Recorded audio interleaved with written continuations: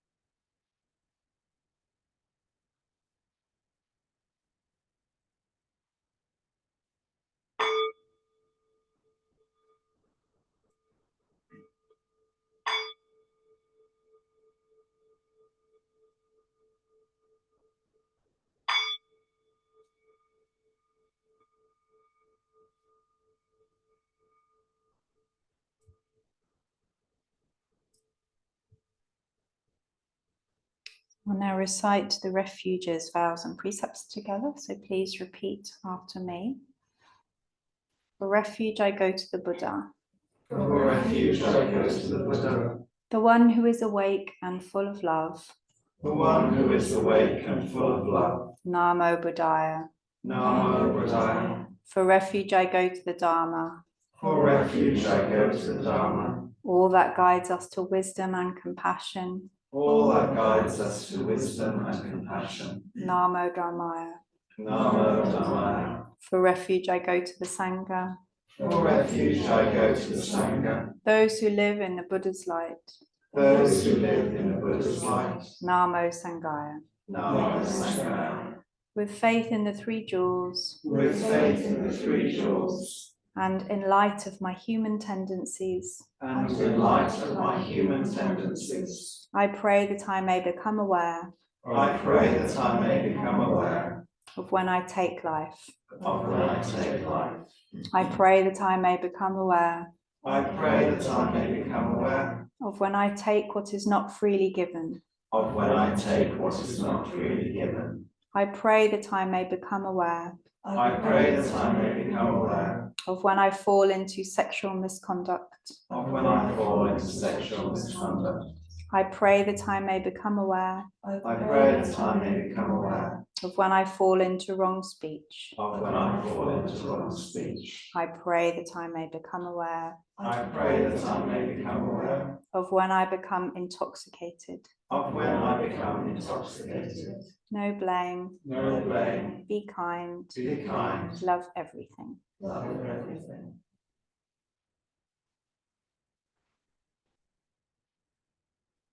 Innumerable are sentient beings.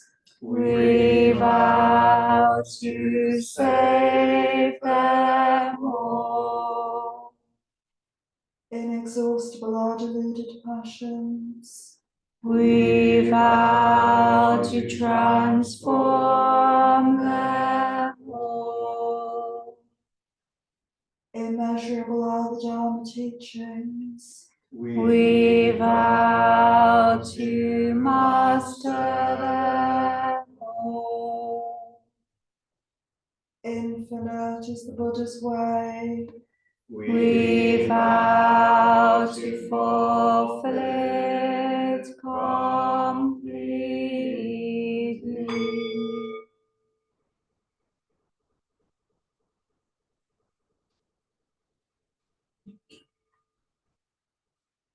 Now me to boo. So I picked up this book for inspiration before I came upstairs, The Essential Shinran. Shinran was the Buddhist sage in Japan, 12th century Japan, who started the Jodo Shinshu school of Pure Land Buddhism, the biggest school of Pure Land Buddhism today. And this was the quote that stood out to me. And it was something that he wrote in a letter in reply to one of his students when he was an older man. So he says, thus I record these categories. I'm not sure entirely what that means. Please ask about them of any knowledgeable person. It is not possible to present them in detail in this letter. My eyes fail me, and besides being utterly forgetful about everything, whatever it may be, I am hardly the person to clarify these matters for others. Please inquire fully of the Pure Land scholars about them.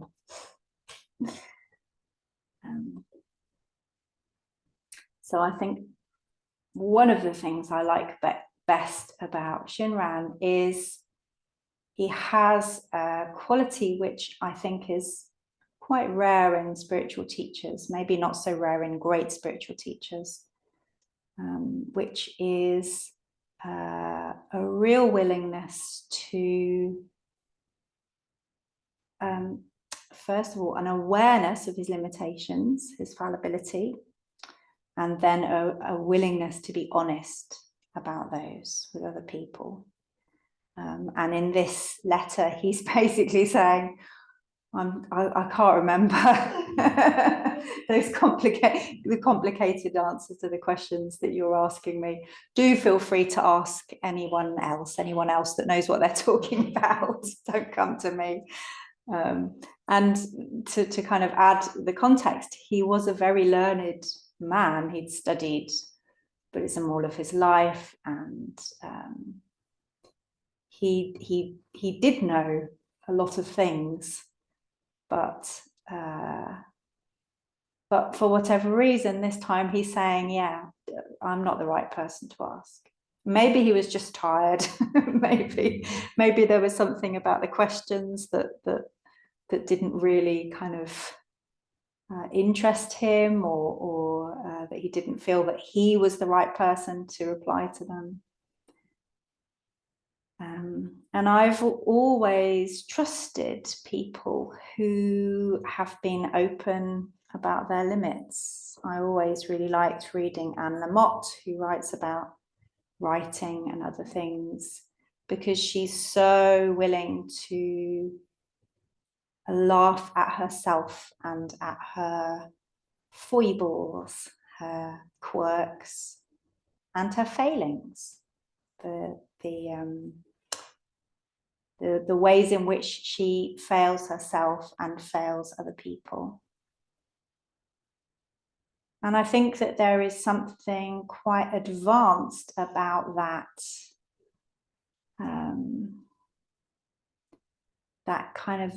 that sort of genuine honesty about our limitations. Maybe something that's a bit more common is a kind of a self-deprecating or a kind of beating yourself up kind of voice, an inner critic. That's not what I'm talking about. I'm talking about something a lot kinder than that, something a lot warmer and a lot more clear and less defensive. Just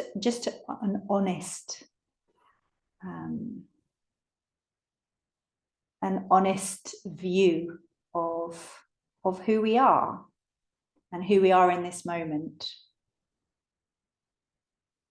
And I think that Pure Land Buddhism can help us with this.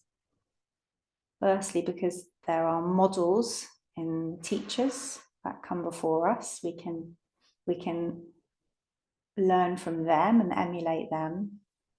But also because the central message of Pure Land Buddhism is that we really are accepted by Amida Buddha with all of those limitations.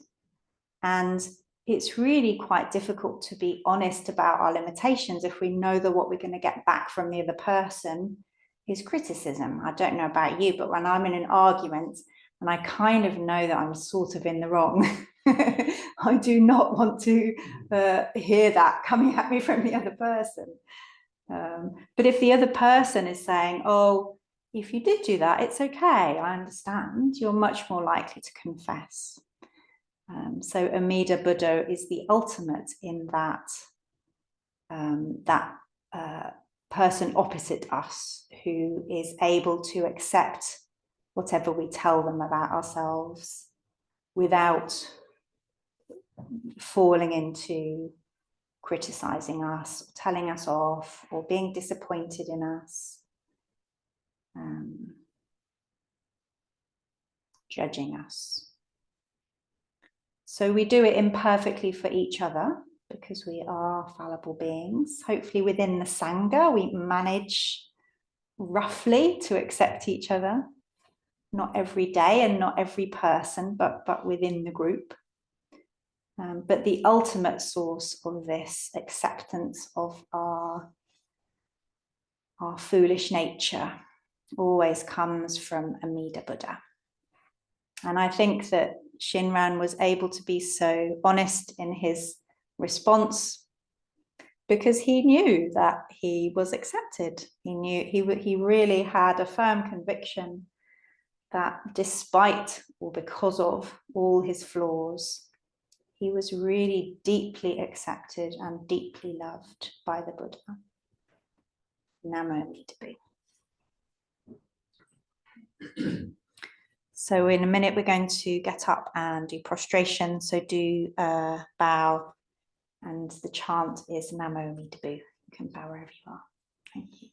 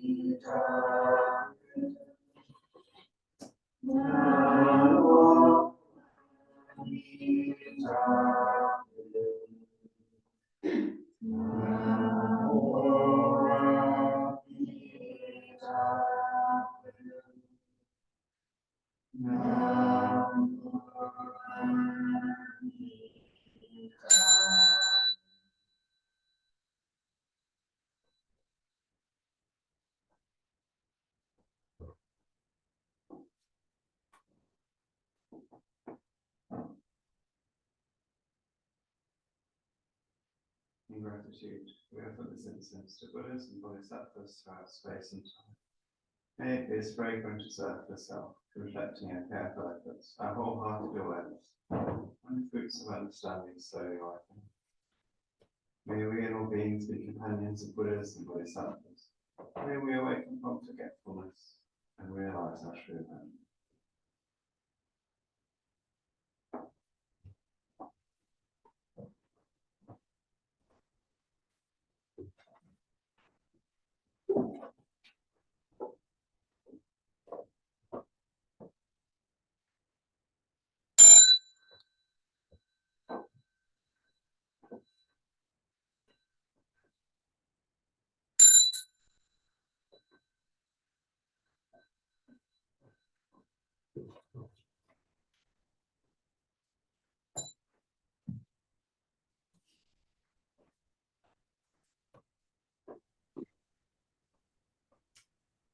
So do join me in the closing verse. Blessed by Amitabha's light, may we care for all living things and the holy earth. Namo Mi Tabu. Just a reminder that we still have a food bank box. Peter's really good at putting things in. I'm terrible. As a tip, if you write it on your shopping list, it can help you to buy something, which we managed to do this week. All donations gratefully received. Namo Mi Tabu. Amen. Mi Tabu.